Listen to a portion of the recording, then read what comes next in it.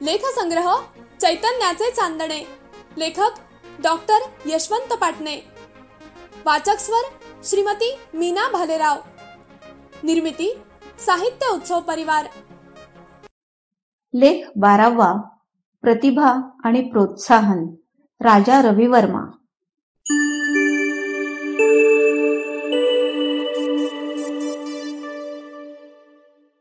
ईश्वराने कोकिळेला कंठ अन मोराला पिसारा दिला, तसे माणसाला बुद्धी आणि कलेचे वरदान दिले.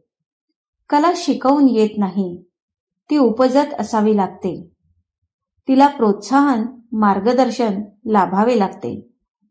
मग आपल्या अलौकिक प्रतिभेतून तो कलावंत सुंदर कलाविश्वाची निर्मिती करतो. आज राजा रविवर्मा आपल्यात नाहीत, पण त्यांच्या कुंचल्यातून साकार झालेला अनमोल चित्रांचा ठेवा मात्र त्यांची महती सांगतो आहे. आपल्यातल्या सुंदरतेचे शिंपण करीत राजा रविवर्मांनी कलाक्षेत्रावर चिरंतन चैतन्याची मुद्रा उमटविली आहे. राजा रविवर्मांना प्रोत्साहन लाभले ते त्यांच्या मामांचे. राजा वर्मा हे रवींचे मामा. तेही निष्णात कलावंत होते, कुशल चित्रकार होते. रवी आपल्या आई वडिलांसमवेत मामाच्याच प्रशस्त वाड्यात राहायचा. मामा शिस्तीबाबत कठोर, तापट स्वभावाचे, पण मनाने कोमल, कलेबाबत उदार. रवी मात्र भलताच अवखळ. जागा सापडेल तेथे त्याची चित्रकारिता सुरू व्हायची, मग तो कागद असो वा भिंत. एकदा असे घडले. आपल्या बहिणीला मंगलला संगती घेऊन रवीने आपला मोर्चा नेहमीप्रमाणे वाड्यातल्या चौकाकडे वळवला. चौकात छानसे देऊळ होते, नुकत्याच चुन्याच्या रंगाने रंगविलेले. पांढऱ्या शुभ्र भिंती. या भिंतीच रवीला खुणावत होत्या. मग काय, रवी हातात कोळसे घेऊन तिकडे झेपावला. तसे नेहमीच तिथल्या भिंतीवर भराभर चित्र सादर व्हायची. विविध प्राण्यांचे प्रदर्शन भरायचे. प्रतिभेच्या स्पर्शातून प्रमाणबद्ध हत्ती, घोडे, मांजर, कुत्रे आकाराला यायचे. कोळशाच्या भुकटीने हात काळे व्हायचे अन हाताच्या हालचालीने नाकाचा शेंडा रंगायचा. गालावर कृष्णवर्ण उमटायचा. प्रदक्षिणा मार्ग मात्र खराब व्हायचा.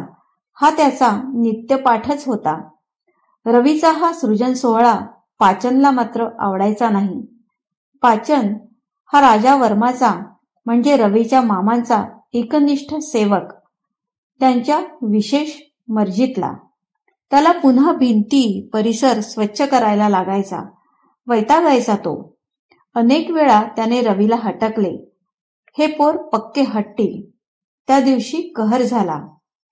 हा विचित्र प्रकार मामांच्या कानावर घालायचा ठरविले. तसा पाचनने त्याला दम दिला. अंतिम उपाय तोच होता. काय म्हणतील मामा, रवीनेच उलट प्रश्न केला. काय म्हणतील असे पुन्हा म्हणत पाचन पाय आपटत राजा वर्मांकडे गेला. सारी हकीकत रंगवून सांगितली. राजा वर्मांच्या पिंगट डोळ्यात क्रोधाच्या छटा उमटत होत्या. ते ताडकन उठले. पाचनने जाणले आता पोराची गय नाही. त्याचेही त्याला कसेच वाटले. पोरांना मारू नका म्हणून पाचन विनवू लागला. राजा वर्मा देवळापाशी आले. कोळसे इकडे तिकडे विखरून पडलेले होते. पोरं गायब झाली होती. स्वामी बघा, शिंपल्याच्या चुन्याने रंगवलेल्या भिंतींची काय वाट लागली. पाचनच्या बोलण्याकडे दुर्लक्ष करीत राजा वर्मा शांतपणे देवळावर चितारलेले मांजर, कुत्रे, हत्ती, घोडा पाहत होते. सर्व जनावरात घोडा हे चित्र महाकठीण, पण रवीने रेखाटलेला घोडा उमदा होता, प्रमाणबद्ध होता. नाहीतर काही जण हौसेने प्राण्यांची चित्र काढतात, पण त्याखाली त्यांना प्राण्यांची नावे द्यायला लागतात. राजा वर्मा एकाग्रतेने भिंतीवरील चित्रे निरखित होती. त्यांनी रवीच्या आईला बोलावणं धाडलं. मुलं असं काही करतील हे त्या माऊलीलाही वाटलं नव्हतं. ती तसं म्हणाली सुद्धा. यावर राजा वर्मा कडाडले. तुझी पुराण कथा, बापाचे वेद आणि माझी चित्रकला यात वाढलेली मुलं दुसरं काय करणार? आपल्या भावाच्या बोलण्याने ती भयभीत झाली. त्यांच्या बोलण्यातला रोखच कळेना. मुलंही आजूबाजूला दिसेनात. ती मामाच्या भीतीने वाड्याबाहेरच्या देवळाकडे पळाली होती. राजा वर्मा त्या दिशेला वळले. तेथे जाऊन पाहतात तर त्या भिंतीही सुटल्या नव्हत्या. रवीच्या रंगरेषांनी सजल्या होत्या. हे कोणी केलं? पुजारी जाम हबकला. त्याला माहिती होता राजा वर्मांचा संताप. पोरं तिथूनही गायब झाली. राजा वर्मांनी रवीला मोठ्यांदा हाक दिली. शांततेचा भंग करीत ती हाक आसमंतात घुमली. रवी मंगल हादरली. दोघंही दबकत दबकत मामांच्या समोर आली. मंगलला तर रडूच फुटलं आणि रवीने चक्क मामांच्या पायावर लोटांगण घेतलं. मामांच्यातला कलावंत जागा झाला. राग मावळला. रवीला कवेत घेत चित्रांवर नजर टाकली. ही चित्रे पुसू नका, हुकूम दिला. आल्या पावली ताडताड निघून गेले. दुसऱ्या दिवशी रवीला मामांकडून रंगशाळेत भेटण्याचं बोलावणं आलं. रवीच्या मनात नाना तरंग उठले. कशासाठी बोलावलं असेल? कौतुक होईल की शिक्षा? मामांची रंगशाळा. आजवर तिथं पाचन व्यतिरिक्त कोणाला प्रवेश नव्हता. तिथं आपल्याला पाऊल ठेवायला मिळाल्याने रवी हरखून गेला. रंगशाळेतील परळ, रंग, कुंचले बघून त्याचं मन उचंबळून आलं. एका बाजूला मामांच्या चित्रांची चवड होती. त्यातली काही चित्रे रवीच्या हातात देत मामा म्हणाले, या चित्रांची मागची बाजू कोरी आहे. हे रंग घे, मी तुला रंग कसे करायचे ते शिकवीन. रवी आपल्या मामांकडे पाहतच राहिला. पाठीवर प्रोत्साहनाचा हात पडला. जीवनातच नवा रंग भरला. त्याच्या मनात चैतन्याच्या लहरी उसळल्या. कलेच्या प्रांतात विहार करायला निघालेल्या पाखराला पंख गवसले. अंतःकरणाच्या अवकाशात आनंदाचे इंद्रधनु उमटले.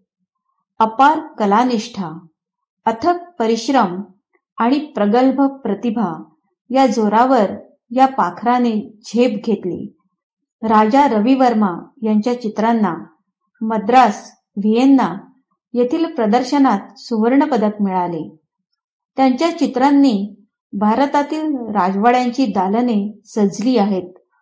बडोद्याचा लक्ष्मीविलास राजवाडा हा याच चित्रकाराच्या कलावैभवाची साक्ष पटवीत असतो.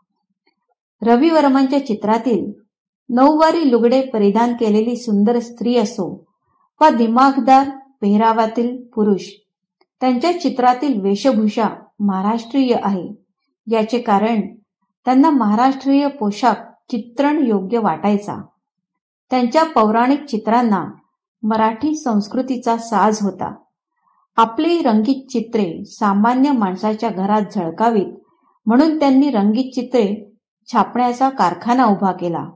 ते रामायण, महाभारत ग्रंथांचे अभ्यासक होते. त्यांच्या सीतास्वयंवर, नलदमयंती, विश्वामित्र मेनका, राधा माधव इत्यादी चित्रांनी काश्मीरपासून कन्याकुमारी पर्यंतच्या चित्ररसिकांना मोहिनी घातली. देशी परदेशी राजा महाराजांनी त्यांच्या चित्रांचा यथार्थ गौरव केला. राजा रवी वर्मा आंतरराष्ट्रीय कीर्तीचे चित्रकार झाले. त्यांच्या चित्रशैलीने भारतीयांची मान उंचावली. आता आपण ऐकत होतात लेखसंग्रह चैतन्याचे चांदणे. लेखक डॉक्टर यशवंत पाटणे. वाचक स्वर श्रीमती मीना भालेराव. ही साहित्य उत्सव परिवाराची 2023 ची प्रस्तुती आहे.